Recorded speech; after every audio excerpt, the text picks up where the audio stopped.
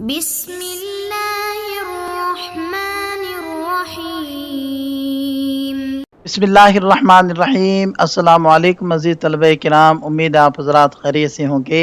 آج ہمارا صحیح مسلم کا سبق نمبر 385 ہے، جس کا عنوان ہے باب جواز لعن الشیطان فی اثناء الصلاۃ والتعوذ منہ۔ آگے بڑھنے سے پہلے خلاصہ جات کو ایک نظر دیکھ لیں۔ وبه قال وحدثنا محمد بن بشار قال حدثنا محمد هو ابن جعفر قال وحدثناه ابو بكر بن ابي شيبة قال حدثنا شبابة كلاهما عن شعبة في هذا الاسناد وليس في حديث ابن جعفر قوله فزعته واما ابن ابي شيبة فقال في روايته فدعته۔ ابن جعفر کی روایت میں فزعته والے الفاظ نہیں ہیں، البتہ ابن ابی شیبہ کی روایت میں فدعته کے الفاظ ہیں۔ اس اختلاف سے معنی میں کوئی تبدیلی واقع نہیں ہوتی۔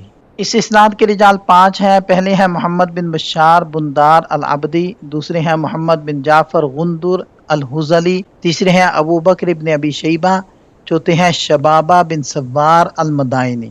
ابھی قال وحدثني محمد بن سلمة المرادي قال حدثنا عبد الله بن وهب عن معاوية بن صالح يقول حدثني ربيعة بن يزيد عن أبي إدريس الخولاني عن أبي الدرداء رضي الله عنه قال قام رسول الله صلى الله عليه وسلم فسمعناه يقول أعوذ بالله منك ثم قال ألعنك بلعنة الله ثلاثا وبسط يده كأنه يتناول شيئا فلما فرغ من الصلاة قلنا يا رسول الله قد سمعناك تقول في الصلاة شيئا لم نسمعك تقوله قبل ذلك ورأيناك بسطت يدك قال إن عدو الله إبليس جاء بشهاب من نار ليجعله في وجهي فقلت أعوذ بالله منك 3 مرات ثم قلت ألعنك بلعنة الله التامة فلم يستأخر 3 مرات ثم أردت أخذه والله لولا دعوة أخينا سليمان عليه السلام لأصبح موسقا يلعب به بلدان أهل المدينة۔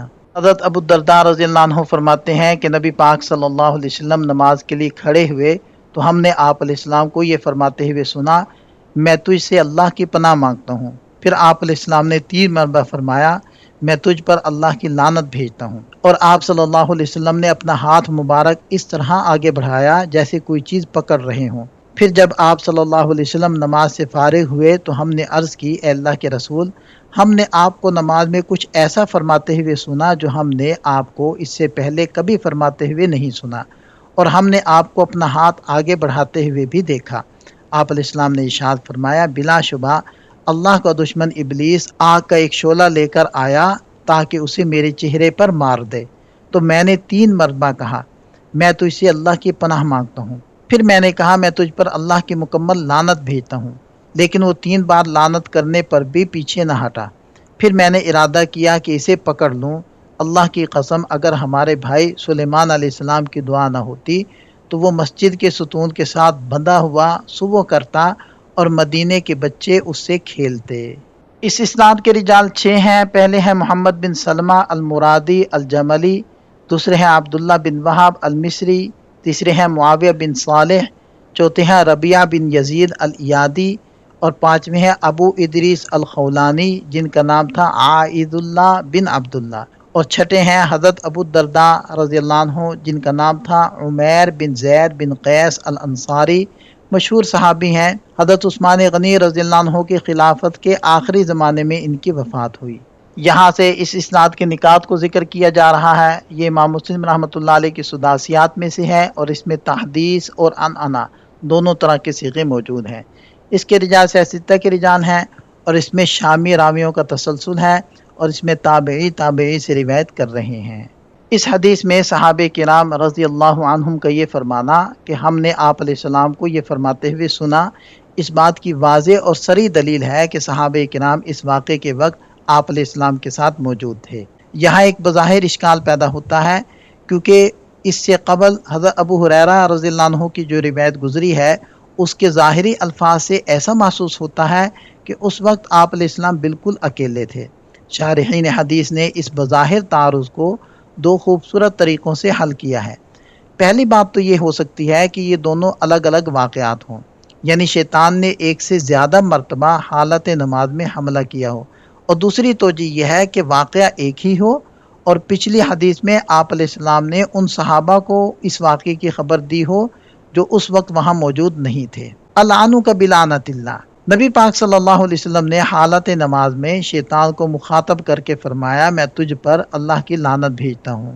اس جملے کا مفہوم یہ ہے کہ میں اللہ تعالیٰ سے یہ سوال کرتا ہوں کہ وہ تجھ پر اپنی وہ خاص لعنت نازل فرمائے جو صرف تیرے ہی لیے مخصوص ہے اور جس کے برابر کوئی اور لعنت نہیں، یا اس کا مطلب یہ ہے کہ میں تجھے اللہ کی پھٹکار کے ذریعے اپنے آپ سے دور کرتا ہوں اور دھدکارتا ہوں۔ عربی گرامر کے اعتبار سے یہاں حرف با بلعنت اللہ میں سبب اعلیٰ یا فعل کو متعدی کرنے کے لیے استعمال ہوا ہے۔ اس حدیث سے ایک بہت بڑا فقہی مسئلہ اور اشکال سامنے آتا ہے۔ امام نووی رحمہ اللہ فرماتے ہیں کہ ہمارے اصحاب یعنی شوافع اور دیگر فقہا کا اس بات پر اتفاق ہے کہ حالت نماز میں اللہ کے علاوہ کسی اور کو صیغہ خطاب سے پکارنا نماز کو فاسد کر دیتا ہے۔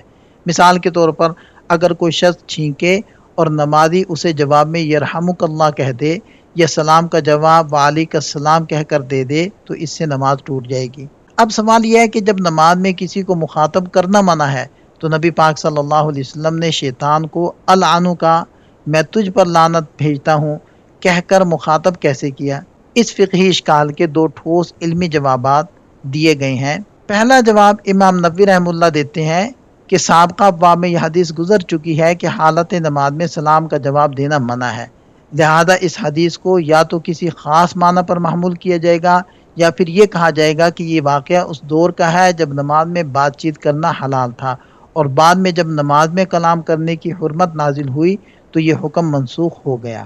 دوسرا جواب یہ ہے کہ اگر ہم غور کریں تو اس واقعے میں نبی پاک صلی اللہ علیہ وسلم کا شیطان کو مخاطب کرنا آپ علیہ السلام کا عمل ہے، جبکہ دوسری طرف آپ علیہ السلام کا واضح فرمان موجود ہے کہ نماز میں لوگوں کی بات چیت میں سے کوئی چیز درست نہیں۔ اصول فقہ کا ایک بہت مشہور اور طے شدہ قاعدہ ہے کہ جب کسی مسئلے میں شریعت کا عملی ثبوت اور قولی ثبوت آپس میں ٹکرا رہے ہوں تو قولی دلیل کو عمل پر ترجیح دی جاتی ہے اور اسی کو زیادہ طاقتور مانا جاتا ہے، لہذا امت کے لیے آپ علیہ السلام کے قولی فرمان کے مطابق نماز میں کسی کو بھی مخاطب کرنا منع اور مفسد نماز ہی رہے گا۔ آگے الفاظ ہیں کہ کأنہ یتناول شیئا، کہ ایسا لگ رہا تھا جیسے آپ علیہ السلام کسی چیز کو پکڑ رہے ہیں۔ اس کا مطلب یہ ہے کہ نبی پاک صلی اللہ علیہ وسلم نے حالت نماز میں کچھ فاصلے سے شیطان کو دبوچنے اور پکڑنے کے لیے اپنا دست مبارک آگے بڑھایا۔ شیطان کے حملے کا طریقہ بیان کرتے ہوئے فرمایا گیا کہ وہ آپ علیہ السلام کے چہرے انور پر حملہ کرنے کے لیے بشہاب من نار، آگ کا ایک سلگتا ہوا شعلہ لے کر آیا۔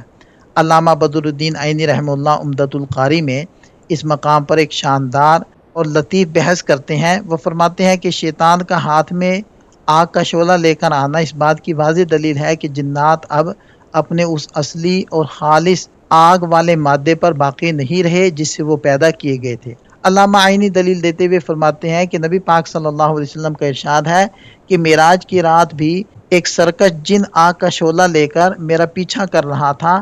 اگر جنات آج بھی خالص آگ ہوتے تو انہیں انسان پر حملہ کرنے کے لیے الگ سے آگ کا شعلہ ہاتھ میں لانے کی کیا ضرورت تھی؟ پھر تو ان کا ہاتھ یا جسم کا کوئی بھی حصہ انسان کو چھوتے ہی اسے جلا کر راکھ کر دیتا، بالکل ویسے ہی جیسے حقیقی آگ انسان کو چھوتے ہی جلا دیتی ہے۔ اس سے ثابت ہوتا ہے کہ اگرچہ ان کی تخلیق کی اصل آگ تھی لیکن اب وہ آگ دیگر عناصر کے ساتھ مل کر ماند پڑ چکی ہے اور ٹھنڈی ہو گئی ہے۔